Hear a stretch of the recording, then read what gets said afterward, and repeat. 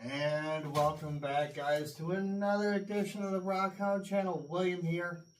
And yes, as you saw it, it's silts day. I turned around today, scrubbed my entire floor, swept up as best as I could, and got it all sitting up here in two huge bowls. And we're going to go ahead and run it over here on our gold cube once again. Now, if you guys are some of my regulars, you got to see that the last time I did this, there was close to almost 200 to 400 colors, guys. I could not believe what was sitting up here on my floor. So, less yakking, guys. We're going to get to scooping and see what we got. So, also, it was tank day as well. Like I said, we went ahead and scrubbed everything, got everything all cleaned up. So, we got fresh new water, fresh new everything in here. So, without further ado, let's get her going.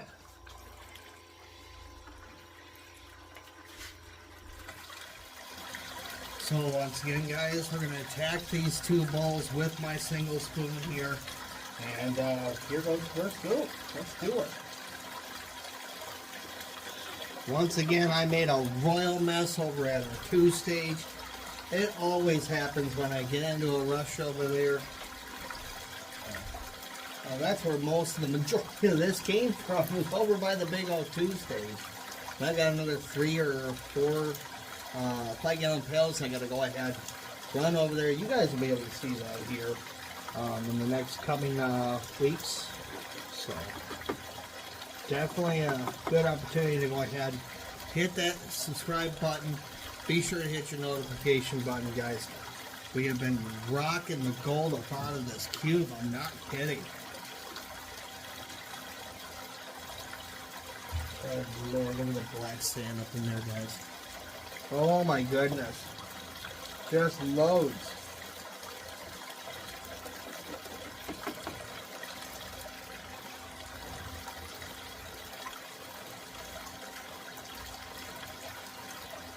Oof. Alright, so I'm going to let that go ahead and run. You know the drill, guys. I'm going to go ahead and let this go. If I find any gold, you guys will be able to see it. So guys, before I get really going here, I wanted to first clarify our green pan over here is all of our silts from all 3 of our tanks, and then our big old bowl over here. That booger there is all of the floor sweeps. That was quite a hefty amount sitting up on the floor. So we're going to go ahead, carefully go through both of these. And it's the end of the year, so we're going to run both at the same time. Just get it all done and over with, and see what kind of collection we get afterwards. So far we've got about 4 tiny little specks up in there. Nothing super serious. And we're about, I don't know, about 6 or so scoops in on our silts. So yeah, we did a pretty good job over here on all these tanks and getting it all up out of there.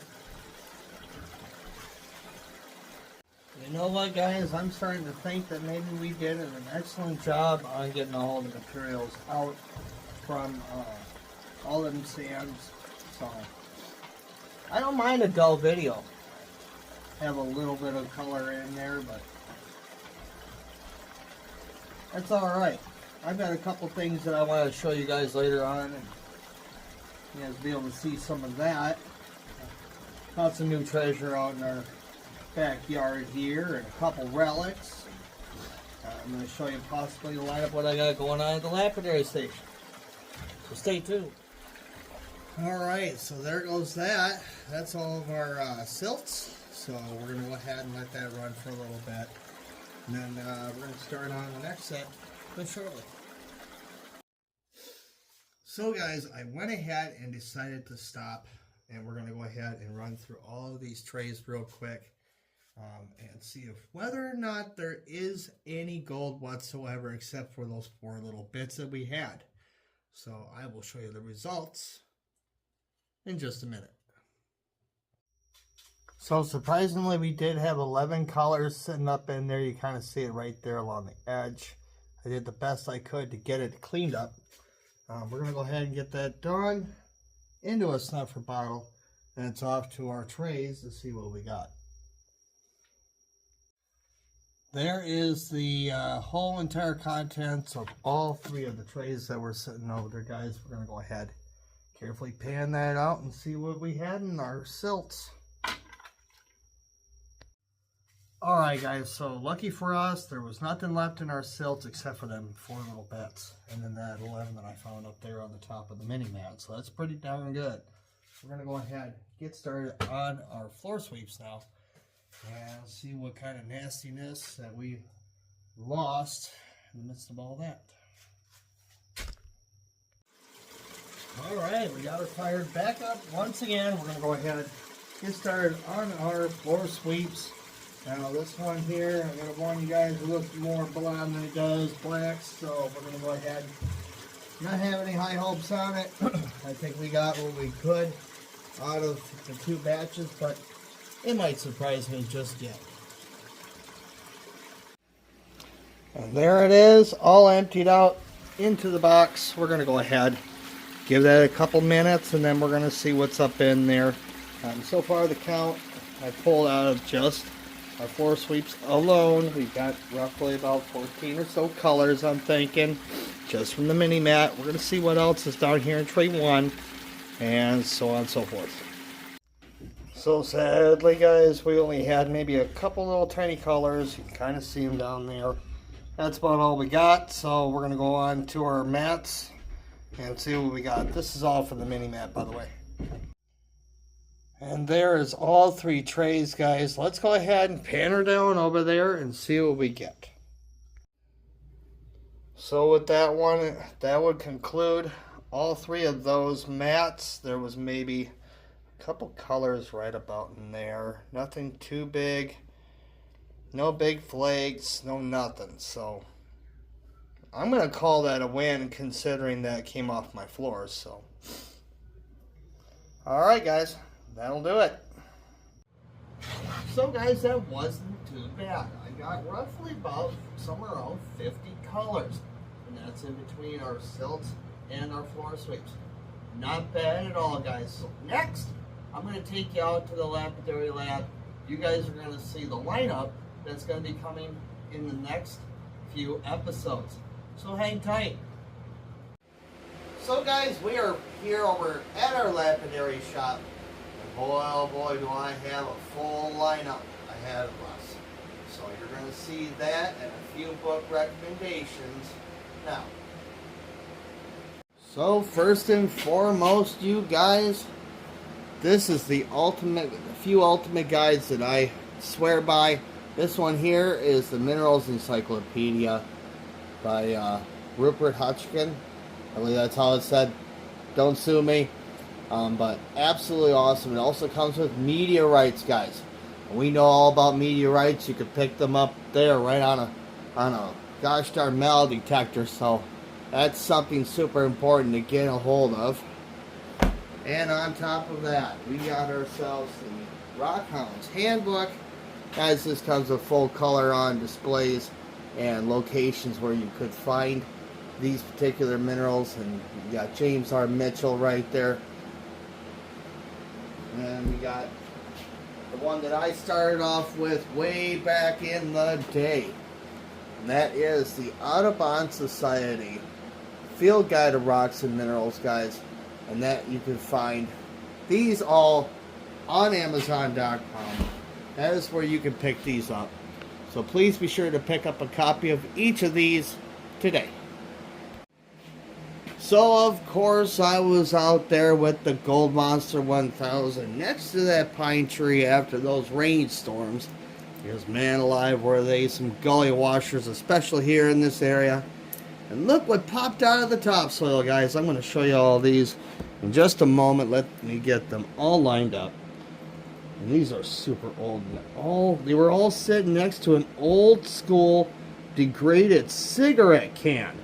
I don't know if any of the old timers would know what I'm talking about, but there's probably a few. If you do, put it down in the comment section down below. Now let me show you these. These all popped out of the gosh darn soil right alongside that pine tree. Now I kept getting a huge overload signal on both of the detectors, and I couldn't understand why. I kept thinking maybe it was a property stake or maybe some big chunk of metal that may have just got buried up in the dirt. Because it's some odd reason this seemed to have been a dump spot at one great point in time in history. Look at these. They're all wheat cents, guys. And there's one that's a steely. Look at that. That is a steel cent. Look at how degraded it is, though. 1943 on that. And they're all sitting in the 40s, you guys. I could not believe it. They were all sitting up in the 40s. All of them. So that's super cool. I wish that can would have fared a little better in the dirt, but it's Wisconsin, guys. What else can you expect? So next, of course, we got our lapidary lineup. I've got 3 setups that I'll be running over here on that inland swap top. So first I'm going to name them all out for you. We got ourselves a gorgeous piece of serpentine. Absolutely beautiful green in it. It's all shades and it looks like it's got a little bit of pyrite in it. I did up a bunch of this stuff up on the slab saw real fast like. Then we got some gorgeous amzonite. Oh, I absolutely love playing with this stuff. It just goes, it just melts on that lapidary machine. Absolutely gorgeous stuff. And if you guys can see right there, I got a little bit of what looks to be some galena in there. So we're going to hope that adds right up in there. Then we got some stuff here. It's got some ruby in it. Gosh, if I can only remember what it's called, but it's got little bits of ruby in there. And this stuff was absolutely beautiful to put on that lapidary machine. So we're going to go ahead and run some of that too. When I started this one and I was like, oh, I was such a dummy doing that. I wanted to make certain that my guys out there, you guys got a chance to look at it before I started it. This here is going to be a beautiful lapis lazuli. I got a chunk of, big old chunk of what looks to be maybe pyrite or something stuck up in there. Oh, it's beautiful. It's almost like a cute octahedral shape, but I'm hoping that point just kind of hangs tight in there. And then, of course, I can't do anything on my lapidary machine without playing with my gorgeous fluorites. Here we go. We got some beautiful multicolor fluorites, beautiful banding in them. We're going to do those up too. And over here in this corner, I've got some beautiful stuff in the pink and purple section. So let's go ahead and get started. These are also going to be going up on our inland swap top. This one here is an absolutely beautiful rhodochrosite. Look at them rings. That is going to be absolutely exquisite up on there. And man, does this stuff really glow and shine when it gets finished. Then we got a unique one. I've got to go over to the book over here. I just had it bookmarked. Let's see what it say on there. Good Lord, I should have. I haven't had enough coffee today, so bear with me. So we have that one as, oh goodness. Well, it's part of the avitrine family. I'll put the proper terminology down here below, guys, just so that you see it. But that is going to be absolutely beautiful. The individual who gave this one to me said I should probably oil it, and I did.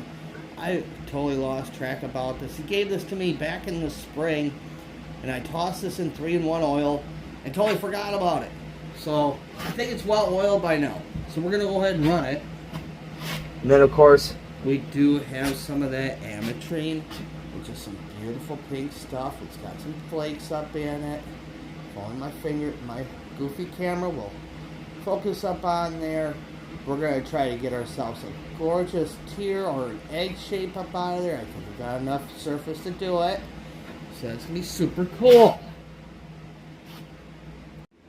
And of course, right there sitting next to the Gold Monster 1000 is a vast collection of different river stones that I have discovered in the last 3 trips that I have been out at the Wisconsin And I've got a couple more over here sitting in the lower corner that I'm so excited to show you guys. So I think they're moonstones. I got a feeling that they're moonstones. The way they kind of shine and sheen in there, they're really super cool. So we look forward to seeing those. Those will be sitting up on Dob sticks. They'll be either going on the Facet machine or our lapidary machine.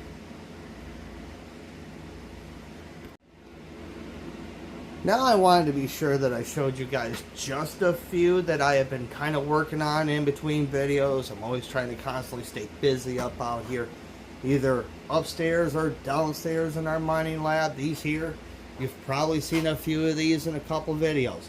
One in particular is this one right here, which is a different kind of mineral that I've never touched before. It is called pink kernzonite. And look at the sheen in there. Gosh, this light never does it justice. If I had this out in direct sunlight, this would look like, oh gosh, what is that called? It's, well, I can show it to you here. So I got a piece of it from a buddy of mine. He went off to Mexico and saw some of this stuff. It's part of this family. And gosh, if I could only remember, stellalite, or whatever. Gosh, I am such a fool today. Clearly, I've not had enough coffee. But it's part of this family. But it's more concentrated. So he's like, give this a shot. So we're going to probably go ahead and do a couple more of these. This, and on top of the ones that you see down here, are all going to be a part of the giveaway, guys. I can't stress this enough. Be sure you subscribe. Hit that notification button. Get your butt into the drawing. We are so close to 500 subscribers, we could taste it. We're at 240 subscribers at the time of this recording. Now, as I showed you before, this stuff right here, this is that cool serpentine, and I wanted to show you what that would look like as a finished product. This is right there. Absolutely beautiful. I turned this one into like a crystalline pendant. You can kind of see the sheens of that gorgeous pyrite. That's what we're thinking that is. It's up in there. Absolutely beautiful stuff. Then we got some apatite over here. Some beautiful blue jean blue apatite. We got ourselves some blue sodalite. And here's another one. I gotta go look up the term. I'll put it at the bottom of the screen, because this one escapes me as well. And then we got some beautiful rhodochrosite that I did up. It's a nice, beautiful female's pendant. I gotta turn around and get the eye up in them. So, again, these will all end up having beautiful sterling silver eyes in them. And of course, our beautiful little fluorite here. Now, I plumb forgot to show you another one that's going to be up in that lineup. Here's another beautiful rhodochrosite, or not rhodochrosite, lapis lazuli, and this thing is just loaded with pyrite. We're going to go ahead and get this a beautiful finish to it, and add that, and that'll be a beautiful male's pendant. Alright guys, now we're finally in the lineup that I'm going to be doing, that I'm totally sure these all have some kind of moonstone in them. Especially this big mocker right here. This guy totally blew my eyeballs away. Just the absolute sheen that was going on up in them. And these are absolutely beautiful specimens. We're going to go ahead and put them up on Dob sticks, and we're going to probably facet a couple of these, and then the rest of them we're going to be setting up on the lapidary machine. So definitely be looking forward to that in an episode real soon. Now we're going into the faceter's corner. So here in this lineup, guys, there's quite a few beautiful pieces. We're going to go ahead and probably take this guy right here. We're going to go ahead and put that booger on our slab saw, cut off whatever I can off that little bit of white in there. Then we got ourselves, that's a beautiful amethyst, by the way. Then we got a little bit of what I believe to be peridot. This was out of a mixed bag bunch of stuff that we got out of a craft store, and it's so gently clear, and it's got some inclusions in it. That's what kind of gave it away. It doesn't look like glass, so I'm thinking that there. is some peridot. Right next to it is an absolutely stunning specimen. That there is deep blue tourmaline. Absolutely gorgeous. We're going to go ahead and facet it first, and then we're going to heat treat it to see if we can bring out that flash. So that's going to be gorgeous. And then we got ourselves, yet again, another beautiful piece of amethyst. This one's got a little touch of citrine in it, so I'm hoping that it unlocks itself like it did on this one over here. I'll show you real quick. Like this here is one of those ones that has a little bit of citrine in it. They call this ametrine. And I'm hoping that this guy right here is going to do the same gosh darn thing. So, a little hope, and my fingers crossed we can get it. So next we got ourselves a beautiful piece of citrine quartz. That one is definitely going to be a solid winner. And then this one here is a beautiful piece of rose quartz. We're going to see if we can get a couple round brilliants out of this and a couple nice marquee cuts. Now we are finally coming down to the backstretch, guys. Here are just a few that I plan on taking up onto the slab saw, and some of these are from Wisconsin, guys. I could not believe my eyeballs. I was out once again at Rock Springs just to see, because I lost one of my pinpointers. I had to run all the way back there to go get one of my expensive pinpointers. So while I was out there, I was like, what the heck, I'll go and grab me a few buckets. And this one right here popped right out of the top of that stuff. Look at that. Now that's rose quartz. It looks like it's going into pink lady quartz. And holy cats. I picked the beautiful time of day to go and find that booger. The rains did it justice by getting all the clay up off it. Absolutely stunning. Right next to it here is one that a guy had brought to me. This here is a piece of black epidote tourmaline. I've had some bad luck with this stuff. It's usually brittle when you start working on it. So, but he promises that this one is super solid, so we're going to give that a shot. Next one here is a farmer's find. And this one in particular looks to be a piece of Apache tear of some sort. This guy is a muck farmer way up north, and he sent that to me in the mail. Could not believe that. It was kind of cool looking. He didn't know what it was, and I promised him we're going to go ahead and figure this out. And I'm pretty sure this one is an Apache tear, sir. We're going to go ahead, get that set up for you in a beautiful piece, and probably make it into a bolo tie for you. He's a Western guy, kind of like me. And then we got another mystery one here. I was out alongside some ballast that was next to a dig site. And this one kind of caught my attention because it's got some of that silver lead galena in it. And I turned around and took some 3-in-1 oil and let it sit and soak in a bottle for a while. Really give it a good bath in there. And boy, did that really start coming out. We're going to see if whether or not that we can get some of that silver lead galena to shine out of the face of this. I'm hoping this comes out as a beautiful male's pendant. And then this one here is kind of cool, near and dear to my heart. The kids turned around and surprised me a couple Christmas Eves ago and bought me a box of rocks. And literally, it was a box of rocks. This here is a chunk of labradorite. I've been itching to get on that slab saw and get some beautiful bits of this. And then, of course, we got ourselves another chunkaroo of amethyst. We're going to go ahead and just make this into a beautiful cabochon for some kind of brooch pendant.